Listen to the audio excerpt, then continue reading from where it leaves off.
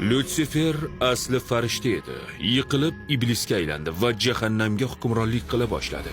Keyin kunlarning birida Bayl va uning o'ng qo'li bo'lgan shayton isyon ko'tarishdi. Shayton Lutsiferni yenga olmadi albatta. Shayton barcha lashkarlarni tashlab jahannamdan qochishga qaror qildi.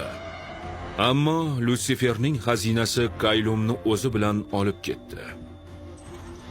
Chunki Kaylum yordamida hatto yerda ham inson tanasiga kirib abadiy yashashi mumkin edi. Faqat yana bitta shart bajarish kerak edi.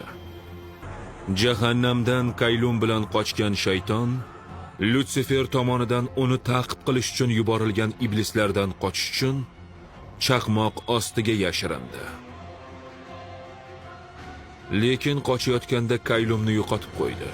Keyin esa shayton ham Kaylum ham g'oyib bo'ldi.